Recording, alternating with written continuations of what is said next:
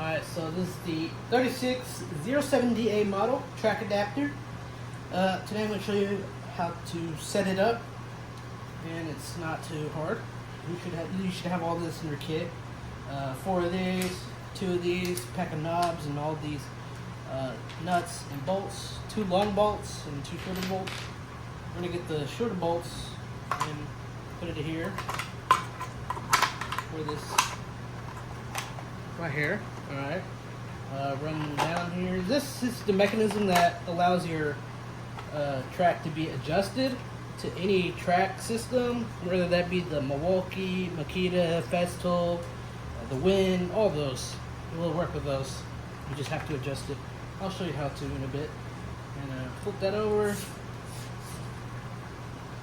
Put your washers. Put your nuts. Don't need to tighten it yet.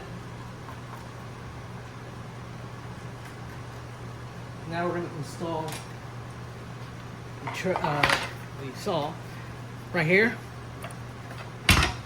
and right here. It's important. This is a little hook. This is where we slide that part in first. Let's line it up. You see how this right here lines up right there? Alright, now we're going to line the other. Alright, now we're going to slide the back in, put it down. It's a little hard sometimes, but there you go. Even for me, even though I made it. There you go. Now we're gonna get these, and they're gonna slide on these little, right here, these little channels. And they can slide up and down. Well, we're gonna go down, or this way, and see how it hooks? Well, and then we gotta run this bolts under, right here. See how it fits perfectly right there? I'm gonna feed them in, through. Boom. Put a washer, put a nut. And these are gonna tighten. So make sure you push this that way. Push it and tighten. And tighten with the little knobs that are included. There you go. The other one as well. I'll run this through first. Alright, there you go. This one will like hook in the middle of right here, these little tiny triangles, so it won't go against the entire plate, little fence. And let's push that towards us, basically. Time. And boom! There you go. You have it installed, and see how it doesn't cover all of it, but it works like a charm. Now we're gonna adjust that slot. I'll show you now. Alright, so you can put your if you have an anti-slip little lip right here, you put it at an angle. If not, don't worry about it. There you go. You say there's too much play? Well, that's where we adjust it. Let me turn this around. Alright. These 2 screws in the middle. So what we do is we grab the middle of the saw right here. We pull it towards us like this. So we're like, I'm squeezing it. And I want to push these nuts forward. Alright? Forward. Push it forward, and then tighten while you do that. And do it to the next one as well. Forward and tighten. Alright, now you're going to see that there's no play. See that? No play. But for mine, it moves up and down. See? Now it moves up and down, and there's no play. No play at all. Now, if you think for you it's too tight, just loosen it a tad bit. And then tighten it. Try to get that fit exactly how you want it. I like mine a little less. A little slightly loose. But bam, that's how you install it, and then you can use it then after. And maximum cut depth of 2 inches, and you're good to go. I will show you test cuts now.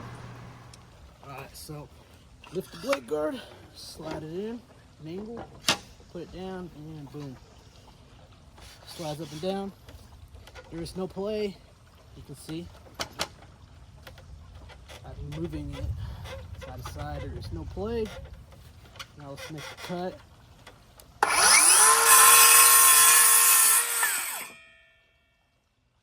And there you go.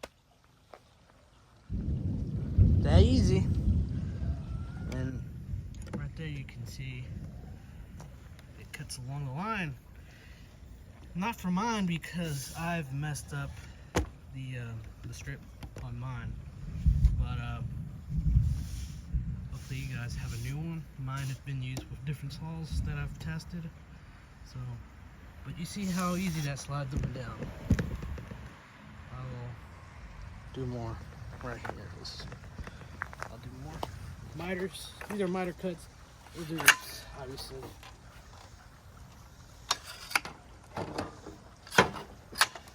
You know what? Let's do an angle like this.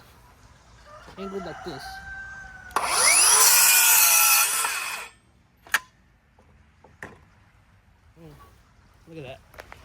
Yep, should have no problem. These have plenty of power for it. I love this saw, and if you have this saw, this is the best little addition.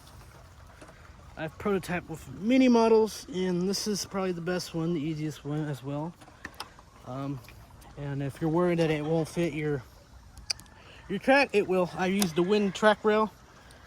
The slot that it runs in right here, this slot is 16 millimeters, and but some may vary, and therefore I made it to where it's adjustable to any, just like that. And you'll get about 2 inches of cut depth.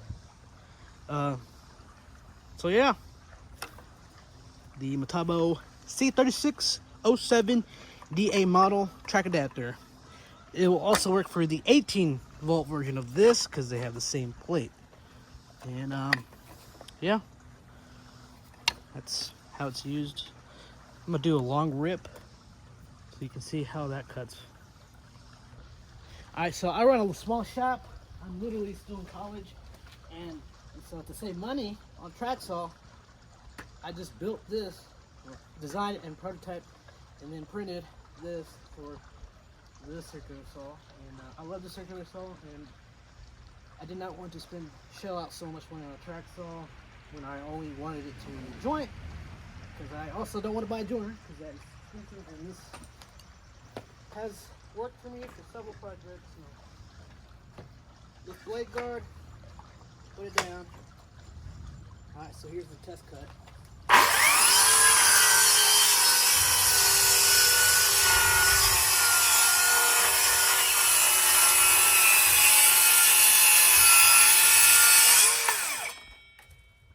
Yep, that's how I joint my wood. I ran through that like butter. This is southern pine. No, it's pretty tough compared to other pine.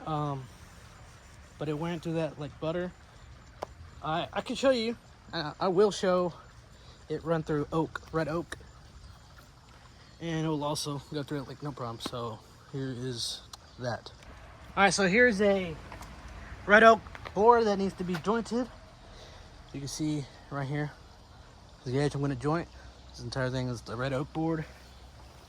All right, put your saw at an angle, slide into the anti-tilt mechanism built into these tracks. Some of it, some tracks don't have it. It's completely fine. You don't really need it, but I highly recommend you get it one that has it just in case. So we're gonna cut it now.